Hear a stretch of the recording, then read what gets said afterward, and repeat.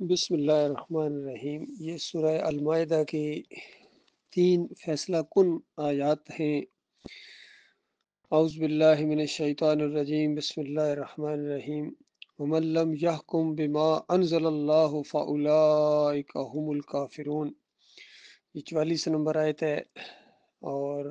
45 اور 46 اور یہ 47 نمبر آیت کے اندر کہا گیا کہ جو اللہ کے حکم کے مطابق یعنی اللہ کے نازل کردہ احکامات کے مطابق فیصلہ نہ کرے وہی لوگ کافر ہیں، اور یہاں فرمایا گیا کہ جو اللہ کی آیات کے مطابق حکم نہ دیں، فیصلہ نہ کریں، تو وہی لوگ فاسق ہیں۔ تو دیکھیے، آج پوری دنیا کے اندر اصل میں یہی معاملہ ہے کہ اللہ کے نازل کردہ احکامات کی کوئی پرواہ نہیں ہے انسانوں کو، اور انسانوں کے بنے ہوئے قوانین اور انسانوں کے بنے ہوئے جو یہ سارے مسالک ہیں، فرقے ہیں، جماعتیں ہیں، گروپ ہیں، ان کا اور ان کے اکابرین کا فیصلہ چلتا ہے اللہ کی کتاب کے مقابلے میں، اور اللہ تعالیٰ نے یہ طے کر دیا ہے کہ اس کے علاوہ کسی اور کی بندگی نہیں ہوگی، اس کے علاوہ کسی اور کی اطاعت نہیں ہوگی، کسی اور کا حکم نہیں مانا جائے گا، اور کسی اور کا حکم اگر مانتے ہو تو پیچھے پھر اس کا ہینڈلر جو ہے وہ ابلیس ہے۔ اور یہ تو پہلے دن وہاں سے یہاں آتے ہوئے اللہ تعالیٰ نے کہہ دیا تھا کہ ابلیس جو میرے بندوں میں سے تیری بات مانے گا تو سمجھ لو پھر وہ تیرا ہے، پھر وہ میرا باغی ہے، غدار ہے، تو میں تیرے سمیت جہنم کو بھر دوں گا۔ تو یہ آج انسانیت کی ایک عظیم اکثریت نے اور ہر دور کے اندر انسانوں نے یہی طرز عمل اختیار کیا ہے۔ یہ ان کی بہت بڑی بدبختی ہے کہ انہوں نے اپنے مالک اور خالق کو، جو ان کو انسی ماں سے زیادہ پیار کرتا ہے، محبت کرنے والا اور محبت پیدا کرنے والا مالک ہے، دنیا میں جتنی بھی رحمت ہے وہ اس کی رحمت کی وجہ سے ہے۔ اللہ نے رحمت کو پیدا کیا، رحم کو پیدا کیا، اس کے 100 حصے کیے، اور صرف ایک حصہ دنیا میں نازل فرمایا جس کی وجہ سے یہ ساری مخلوق ایک دوسرے سے، عطا کہ درندے اور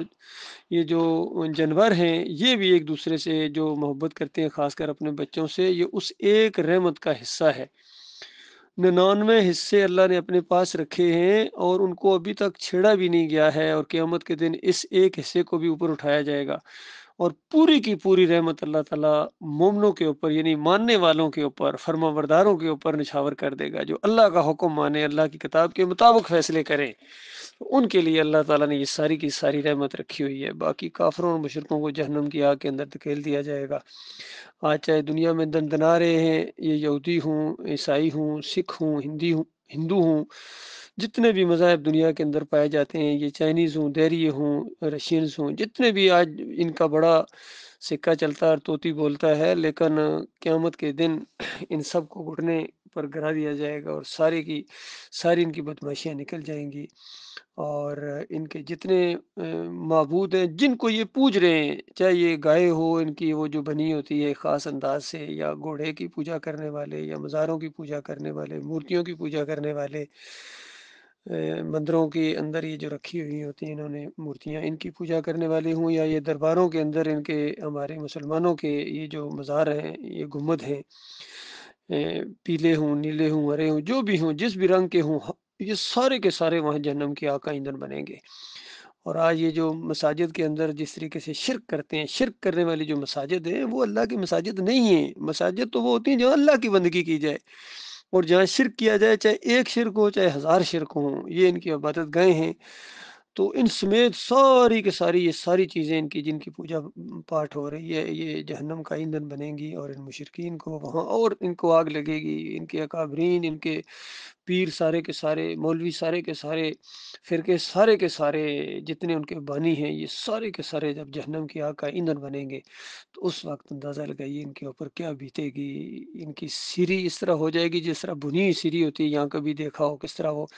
دانت باہر ہوتے ہیں اور اوپر والا اونٹ اوپر چلا جاتا ہے، تو حدیث میں آتا ہے ان کا اوپر والا اونٹ جو ہے ماس کرے گا اور اوپر چہرے تک، پیشانی تک چلا جائے گا، ماتھے تک، اور نیچے والا اونٹ سوجے گا اور نیچے لٹکے گا، ناف تک آ جائے گا۔ کیسے خوفناک چہرے ہوں گے ان کے، ان میں سے کتنے ایسے ہوں گے جتنے دنیا میں کتنی خوبصورتی ان کی مشہور ہو اور لوگ رش کرتے ہوں ان کے چہروں کے اوپر، ان کے بڑی بڑی ڈگریوں کے اوپر، ان کے منصب کے اوپر، ان کی بڑی کوٹھیوں کے اوپر، ویلاز کے اوپر، فلیٹس کے اوپر، بڑی لمبی کاروں کے اوپر، اور سونے چاندی کے جو ڈھیر ہیں ان کے اوپر چاہے رش کرتے ہوں، لیکن یہ جو آخرت کا انجام ہے، ہمیشہ کا انجام ہے، یہ ان کے ساتھ یہی ہونے والا ہے۔ آج جتنے یہ فرقے ہمارے پائے جاتے ہیں، بریلوی ہوں، دیوبندی ہوں، اہل حدیث ہوں، سلفی ہوں، جماعت اسلامی ہو یا تنظیم اسلامی ہو، جتنے مرضی انہوں نے خوبصورت نام رکھے ہوں اپنے فرقوں کے، یا انہوں نے جو تفسیر کی ہیں ان کے بھی، فہم القرآن ہے جی، یہ تفہیم القرآن ہے جی، یہ تحسیر القرآن ہے جی، یہ فضائل اعمال ہے جی، یہ جناب تفسیر کبیر ہے ان کی جی۔ تو اس کے اندر اگر آپ کھول کے دیکھیں تو ایک سے ایک بڑھ کر انہوں نے اللہ کی کتاب کے خلاف فیصلے دیے۔ اس کی میں اکثر مثال دیتا ہوں، محمود الحسن کی تفسیر اٹھا کر دیکھو، شبیر احمد عثمانی کی، کہ پہلے صفحے کے اوپر انہوں نے اللہ کی کتاب کے خلاف فیصلہ دیا ہے۔ اللہ کی کتاب کتنا سادہ یہ مسئلہ بیان کرتی ہے کہ میرے بندو اس طرح مجھے پکارو، عہد و پیمان کرو، ایاک نعبد و ایاک نستعین، کہ اللہ ہم صرف اور صرف تیری بندگی کرتے ہیں، تجھ سے مدد مانگتے ہیں، کسی اور کی نہیں۔ تو بتائیے محمود الحسن جیسا آدمی، شبیر احمد عثمانی جیسا آدمی یہ لکھے کہ اللہ کے مقبول بندوں کو خالص واسطہ رحمت الہی سمجھ کر اگر پکارا جائے غیر مستقل جانتے ہوئے، تو یہ بھی اللہ ہی کو پکارنا ہے؟ بتائیے، توحید کو شرک کے اندر بدلی کر دیا، اللہ کی کتاب کے خلاف فیصلہ کیا ہے۔ تو ایسے ماحول کے اندر مالک فرماتا ہے ایک دو تین نہیں، پوری دنیا، پوری کائنات اگر اکٹھی ہو جائے اللہ کی کتاب کے کسی فیصلے کے خلاف، تو فَأُولَٰئِکَ هُمُ الْکَافِرُونَ فَأُولَٰئِکَ هُمُ الظَّالِمُونَ فَأُولَٰئِکَ هُمُ الْفَاسِقُونَ۔ یہ ہے اللہ کی کتاب کا فیصلہ میرے پیارے بھائیو۔ کسی معاملے میں وہ واسطے وسیلے کا شرک ہو، وہ سجدہ تعظیمی کا شرک ہو، دیکھو توحید کے ماننے والے کتنے اس شرک کے اندر مبتلا ہو گئے۔ محمد حنیف نے اللہ کی کتاب کے بالکل خلاف فیصلہ دیا ہے کہ پورا خاندان یوسف علیہ السلام کے سامنے سجدہ ریز ہو گیا۔ بالکل جھوٹی بات ہے، پورا خاندان اللہ کے سامنے سجدہ ریز ہوا تھا، ان نعمتوں اور برکتوں کی وجہ سے جو اس خاندان پر اللہ تعالیٰ نے کی۔ اس سے پہلے بھی لوگ تفسیر کرتے رہے ہیں، اور اس دور کے موحد عالم دین ڈاکٹر مسعود الدین عثمانی رحمۃ اللہ علیہ نے کھول کھول کے اس کو بیان کیا اور فتویٰ لگایا کہ جن کا ایمان خراب ہوتا ہے وہ اس طرح تفسیر کرتے ہیں، اور محمد حنیف نے اسی طرح تفسیر کی کیونکہ اس کا ایمان خراب تھا، اور اتنا جھوٹ بڑا بولا، اتنا بڑا جھوٹ بولا، کہتا ہے ڈاکٹر صاحب کی آواز ہی نہیں، ان کی تقریر ہی کوئی نہیں ہے، تو ان کے بیان ہی کوئی نہیں ہے، وہ ایسی بات نہیں کہہ سکتے۔ اندازہ ایسا جھوٹ بولا، اور پیچھے چلنے والے ان جانوروں نے آنکھیں بند کر کے اس کی بات کو مانا ہے اللہ کی کتاب کے مقابلے میں۔ تو یہ اسی زمرے میں آئے ہیں۔ مالک فرماتا ہے والذین کفروا اولیاءہم الطاغوت، تو جو ان طاغوتوں کو اپنا امام بنائے، اپنا لیڈر بنائے، اپنا مشاہیر بنائے، اپنا اکابر بنائے، ان کے پیچھے نمازیں پڑھے، فخر سے کہتے ہیں علی انجینئر صاحب میں ان کے پیچھے نمازیں پڑھتا ہوں، اچھا چندے دیتا ہوں۔ تو اللہ کی کتاب کی پھر یہ آیت تمہارے دماغ میں کبھی نہیں آئی ہے کہ جو اللہ کی کتاب کے مطابق فیصلہ نہ کریں اور جو ان کو اپنا امام بنائیں، لیڈر بنائیں، وہ کافر ہیں اور وہ ہمیشہ کی آگ کے اندر رہیں گے۔ تو یہ معاملہ ہے سب کے ساتھ ہونے والا ہے۔ اللہ تعالیٰ ان کو سمجھ دے، جو زندہ ہے ان کے لیے ایک موقع ہے، اور ایک ہی موقع ہے ان کے لیے،